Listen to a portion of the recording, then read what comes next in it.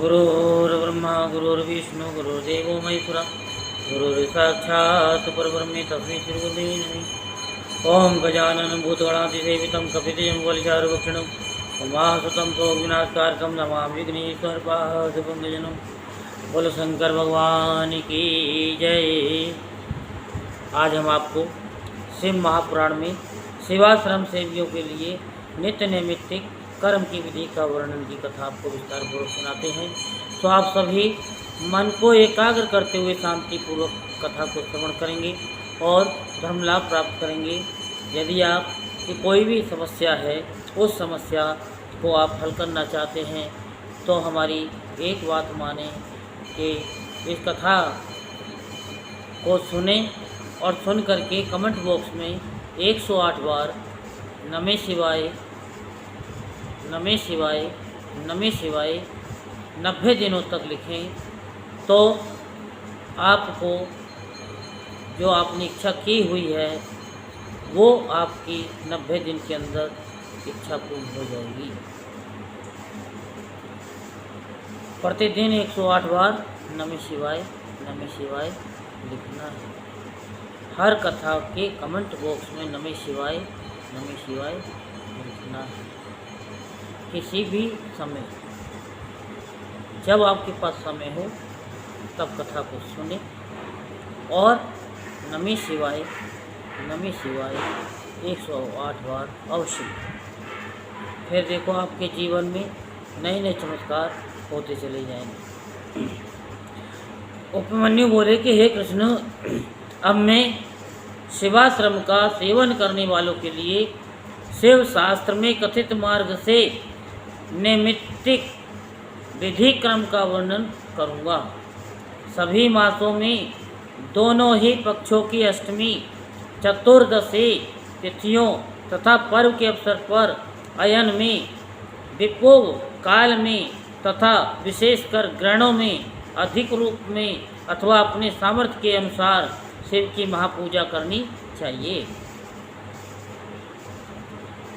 व्रती को चाहिए कि प्रत्येक मास में विधि के अनुसार ब्रह्म कूर्च बनाकर उससे शिवजी को स्नान कराकर शेष ब्रह्म कूर्च का पान करे।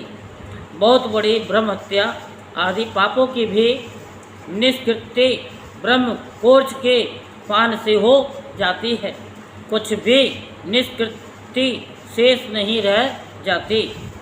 पौष महीने में मुख्य नक्षत्र में शिवजी का नीराजन करे और माघ महीने में मघा नामक नक्षत्र में घृत तथा कंबल का दान करे। फाल्गुन मास में उत्तरा फाल्गुनी युक्त पूर्णिमा के दिन महोत्सव का प्रारंभ करे और चैत्र मास में चित्रा नक्षत्र युक्त पूर्णिमा को यथाविधि दोलनोत्सव करे। वैशाख मास में विशाखा नक्षत्र में पुष्प महाले करना चाहिए। ज्येष्ठ मास में मूल ज्येष्ठा संज्ञक नक्षत्र में शीतल जल युक्त कुंभ का दान करना चाहिए। आषाढ़ मास में उत्तराषाढ़ा नक्षत्र में पवित्रारोहण या पवित्रारोपण करना चाहिए और सावन महीने में सर्विष्ठा श्रवण नामक नक्षत्र में अन्य प्राकृत मंडल बनाने चाहिए। उसके बाद भाद्रपद मास की पूर्णिमा को पूर्वाषाढ़ा नक्षत्र युक्त दिन में मंत्रों से प्रोक्षण एवं जल विहार करवाना चाहिए। तदंतर आश्विन मास की पूर्णिमा को खीर तथा नए चावल का भात निवेदित करें। उन्हें उसी से सतविशा नक्षत्र में हवन करें। कृतिका नक्षत्र युक्त कार्तिक मास में 1000 दीपों का दान करना चाहिए। मार्गशीर्ष अगहन मास में आर्द्रा नक्षत्र में घृत से शिवजी को स्नान कराना चाहिए। यदि उन समूह में ये सब करने में असमर्थ हो तो उत्सव सभा महापूजा अथवा अधिक अर्चन करें। घर में विवाह आदि मांगलिक कृत्य होने पर, प्रशस्त कर्मों में मन के दुखे होने पर, दुराचार में, दुस्वप्न में दुष्टों का दर्शन होने पर, उपद्रव उपस्थित होने पर, अन्य शुभ निमित्त होने पर अथवा प्रबल योग यानी प्रबल रोग होने पर स्नान, पूजा, जप, ध्यान, होम, दान आदि क्रियाएं उद्देश्य के अनुसार पुरस्चरण पूर्वक करें। संस्कृत शिवाग्नि में पुनः संधान होम आदि करें।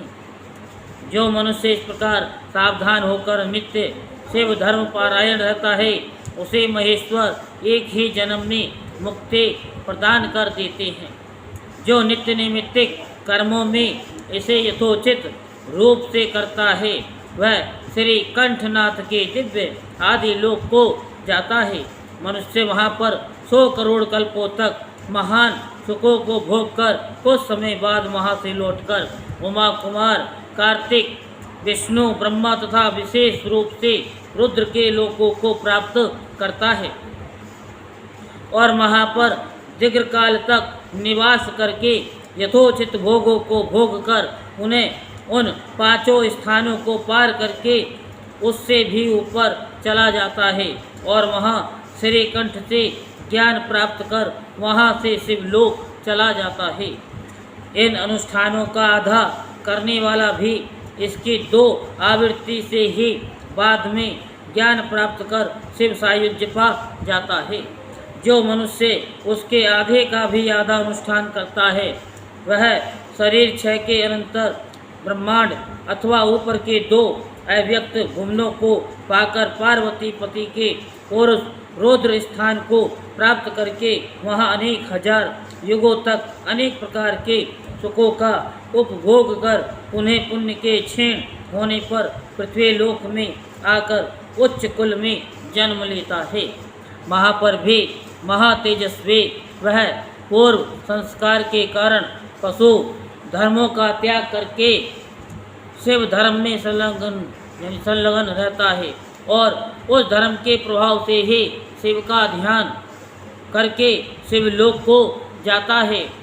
वहाँ विविध सुखों को भोग कर विद्वेश्वर लोक को जाता है और वहाँ विद्वेश्वरों के साथ क्रम से अनेक भोगों को भोग कर ब्रह्मांड के भीतर अथवा बाहर एक बार फिर लौटता है। तदंतर उत्तम भक्ति प्राप्त करके उसी से शिव ज्ञान को सिद्ध कर शिव साधम में की प्राप्ति करके पुण्य संसार में नहीं आता है।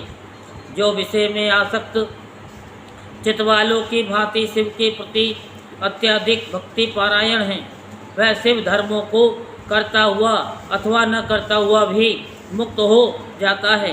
वह 1 बार 2 बार अथवा 3 बार जन्म लेकर मुक्ति प्राप्त कर लेता है। शिव धर्म का अधिकारी चक्र की भांति बार बार विभिन्न योनियों में भ्रमण नहीं करता है। अतः यदि कोई अपने कल्याण के लिए प्रयत्नशील हो तो उसे शिव का आश्रय लेकर जिस किसी भी उपाय से शिव धर्म में बुद्धि लगानी चाहिए। गुरु कहे कि हम किसी को अपनी इच्छा से किसी बंधन में आबद्ध नहीं करते हैं। दीक्षा विहीन तथा विवाद करने वालों को स्वभावते यह शिव धर्म रुचिर कर नहीं लगता। जो पूर्व जन्मकृत पुण्य संस्कार के गौरव से युक्त हैं उन्हें ही इस शिव धर्म में रुचि होती है। जो जगत को सृष्टि आदि का मूल कारण मानने वाले हैं उनमें ये शिव धर्म आरूढ़ होने में समर्थ नहीं हो पाता। अतएव यदि आप कल्याण अभिष्ट हो तो ऐसे व्यक्ति को उसके स्वभाव के अनुरूप गुरु शिव धर्म में दीक्षित करें। बोलो शंकर भगवान की जय। हर हर महादेव, हर हर महादेव, हर हर महादेव।